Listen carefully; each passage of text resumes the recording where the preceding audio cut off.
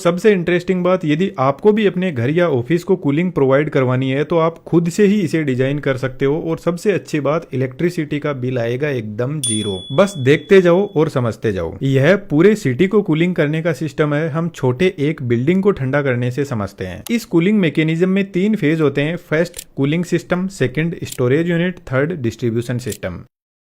यहाँ पर जो कूलिंग सिस्टम यूज होता है ये same to same air conditioner जैसा ही है, थोड़े कुछ चेंजेस किए जाते हैं। एयर कंडीशनर की डिटेल्ड वर्किंग आप इस वीडियो से समझ सकते हो, तो इस वीडियो के बाद में जरूर से देखना। हम थोड़ा यहाँ पर फास्ट वे में समझते हैं। सबसे पहले कंप्रेसर अपना काम स्टार्ट करता है। कंप्रेसर के अंदर R32 गैस भरी रहती है, जिसको रेफ्रिजरेंट भी बोलते हैं, और कंप्रेसर इसको कंप्रेस करना स्टार्ट करता है। कंप्रेसर इस गैस को इतनी पावर के साथ में कंप्रेस करता है कि इसका टेम्परेचर 80 डिग्री सेंटीग्रेड तक पहुंचा देता है और प्रेशर 300 PSI तक। इसका अंदाजा आप इस बात से लगा सकते हो कि हमारी गाड़ियों के टायर में 40 PSI का प्रेशर होता है। कंप्रेसर के जस्ट पास कंडेंसर कोयल लगी रहती है इस गैस को थोड़ा ठंडा करने के लिए, और यहाँ पे लगा हुआ फैन भी ट्यूब के अंदर फ्लो हो रहे रेफ्रिजरेंट की गर्मी को जल्दी बाहर निकालने का काम ही करता है। जब गैस कंडेंसर से बाहर निकलेगी तो इसका टेम्परेचर 50 डिग्री सेंटीग्रेड हो जाएगा और यह ठंडी होकर लिक्विड में बदल जाएगी। गैस यहाँ से जाती है एक्सपेंशन वॉल के पास में। एक्सपेंशन वॉल के नीचे यहाँ पर एकदम हाई प्रेशर और टेम्परेचर पर लिक्विड रेफ्रिजरेंट आ रहा है, और इस रेफ्रिजरेंट को एकदम छोटे से होल से पास करवाया जाता है, और यहाँ से लिक्विड पास होते ही उसका प्रेशर सडनली रिड्यूस होता है, जिससे इसका टेम्परेचर भी रिड्यूस हो जाएगा और लिक्विड रेफ्रिजरेंट वापस गैस में बदल जाता है। यहाँ से सेकंड फेज स्टोरेज यूनिट का स्टार्ट होता है। अब दोस्तों, हमने भी सेकंड फेज स्टार्ट किया है 3D एनिमेशन का, जहां पर आप एडवांस 3D एनिमेशन की हेल्प से किसी भी टाइप का एनिमेशन क्रिएट करना सीख पाओगे। यहाँ पर हम मल्टीपल सॉफ्टवेयर यूज करेंगे और realistic high quality animation create करेंगे। साथ में आर्टिफिशियल इंटेलिजेंस किस तरीके से हमारे एनिमेशन में हेल्प करेगी उसको भी डिटेल से समझेंगे और अपनी क्रिएटिविटी को नेक्स्ट लेवल पर लेकर जाएंगे। 3D से रिलेटेड जितने भी आपके डाउट्स होंगे वह कोर्स ज्वाइन करने के बाद में आपको एक प्राइवेट कम्युनिटी मिल जाएगी, जहां पर आप लर्न भी करोगे और अपने डाउट भी क्लियर करोगे। अब वापस सेकंड फेज पर आते हैं। यहाँ से आगे की प्रोसेस एयर कंडीशनर से थोड़ी अलग है। एक्सपेंशन वॉल से यह लिक्विड जाता है हीट एक्सचेंजर के पास में। यह एक प्लेट हीट एक्सचेंजर है जिसमें कंप्रेसर से ठंडा रेफ्रिजरेंट आ रहा है और इधर साइड में रखी हुई टैंक में पानी भरा हुआ है जो अभी गर्म है और इसको ठंडा करके हमें बर्फ बनानी है। तो यह गर्म पानी भी हीट एक्सचेंजर के पास में जाता है। इस हीट एक्सचेंजर में बहुत सारी प्लेट होती है। पहले आप इन दोनों प्लेट को देखो। यहाँ पर कंप्रेसर से ठंडा ठंडा रेफ्रिजरेंट आ रहा है और इन दोनों प्लेट से होते हुए ऊपर से इस पाइप से वापस कंप्रेसर में चला जाएगा ठंडा होने के लिए।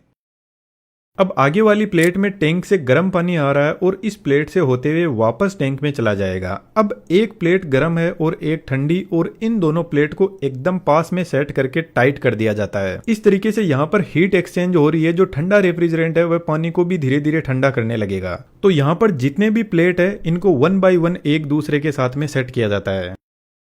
यहाँ पे रखा हुआ वाटर टैंक 30 टन का है, जो 30 टन के AC के बराबर है, जो एक बड़ी साइज के बिल्डिंग को पूरे 24 आवर तक ठंडा रख सकता है। जैसे ही यहाँ पर बर्फ बनना स्टार्ट होती है तो एक धमाका होता है और पूरा सिस्टम कोलैप्स कर जाएगा, क्योंकि यहाँ टैंक से जो हमने पानी हीट एक्सचेंजर में भेजा था ठंडा होने के लिए, वह कुछ देर में ठंडा होकर पाइप के अंदर ही बर्फ जम जाएगा और पूरे पाइप को ब्लॉक कर देगा, और यहाँ पर लगा हुआ पंप प्रेशर से पूरे पाइप को तोड़ देगा। तो फिर हम पानी के अंदर एंटी फ्रीज को मिक्स करते हैं, जो पानी को बर्फ में नहीं बदलने देगा। गाड़ियों के रेडिएटर में भी पानी के साथ में एंटी फ्रीज को मिक्स किया जाता है। तो ऐसे ही पानी मत डाल देना, वरना पूरा इंजन जाम हो जाएगा। अब यहाँ पर इस टैंक के अंदर भी ऐसे लूप बनाए जाते हैं इन कॉपर पाइप के, जिनमें एंटी फ्रीज फ्लो हो रहा है और पूरे टैंक के अंदर नॉर्मल पानी भरा रहता है, जो धीरे धीरे आइस में बदलता रहता है।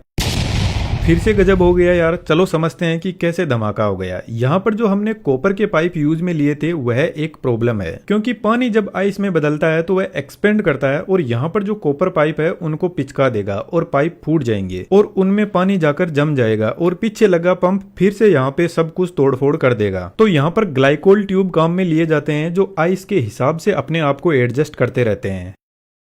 जब यहाँ पर बर्फ जम जाती है तो इस कंप्रेसर को बंद कर दिया जाता है और थर्ड फेज डिस्ट्रीब्यूशन का स्टार्ट होता है। इस आइस टैंक के अंदर एक और ट्यूब का लूप बनाकर सेट किया जाता है और इस ट्यूब के अंदर भी एंटी फ्रीज फ्लो करता है, और इस ट्यूब को पूरे बिल्डिंग या पूरे शहर के अंदर बिछाया जाता है। यहाँ पर ट्यूब और टैंक यह प्रॉपरली इंसुलेटेड रहता है, जो बाहर की गर्मी से इफेक्ट नहीं होता है, और यहाँ पर एक नॉर्मल पंप लगा रहता है जो इस एंटी फ्रीज को आसानी से पूरे बिल्डिंग में पंप कर देगा।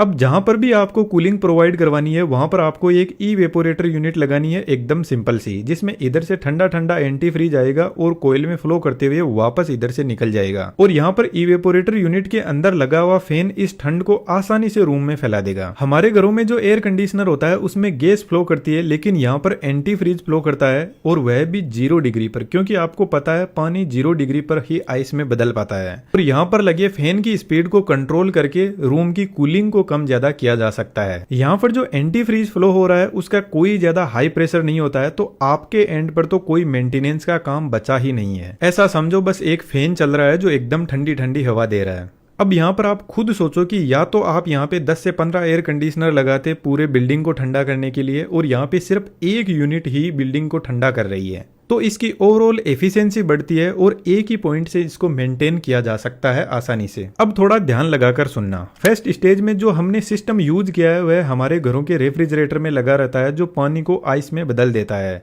और एक बार जब बर्फ जम गई उसके बाद में कंप्रेसर यूनिट को बंद कर दिया जाता है और यहाँ पर इस पूरे बिल्डिंग को ठंडा करता रहेगा अगले 24 घंटे तक। यदि इस कंप्रेसर को हम रात के टाइम में चलाएं तो आपको पता है रात को मौसम ज्यादा गर्म नहीं रहता है और यही आपका कंप्रेसर ज्यादा एफिशिएंसी पर काम करेगा और पानी को जल्दी बर्फ में बदल देगा। क्योंकि जब दिन में बहुत ज्यादा गर्मी होती है तो कंडेंसर कोयल के अंदर जो गर्म रेफ्रिजरेंट फ्लो कर रहा है वह ठंडा नहीं हो पाएगा सही से, और आपका कंप्रेसर को बहुत ज्यादा पावर लगानी पड़ेगी और बर्फ जमने में भी बहुत ज्यादा लंबा टाइम निकल जाएगा। और यह बात तो आपने भी नोटिस की होगी कि जितनी ज्यादा गर्मी होती है तो आपका एयर कंडीशनर रूम को ठंडा करने में ज्यादा टाइम लगाता है। तो रात में आपने बर्फ को जमाया और दिन में आपका कंप्रेसर भी रेस्ट करेगा और सिर्फ छोटे छोटे पंप और फैन से हमारा घर ठंडा होता रहेगा। और अच्छी बात यह है कि रात के टाइम में लोड भी अपने पीक पर नहीं रहता है। यहाँ पर आप एक और एक्सपेरिमेंट कर सकते हो। यदि हम दिन के टाइम में सोलर एनर्जी से इस कंप्रेसर को चलाए तो आपकी बिल्डिंग भी आराम से ठंडी होती जाएगी और यही बर्फ रात को आपकी बिल्डिंग को ठंडा करती रहेगी और नेक्स्ट डे फिर से यही प्रोसेस चलना स्टार्ट हो जाएगी और कूलिंग सिस्टम का जो इलेक्ट्रिसिटी कंजम्पशन है वह एकदम 0।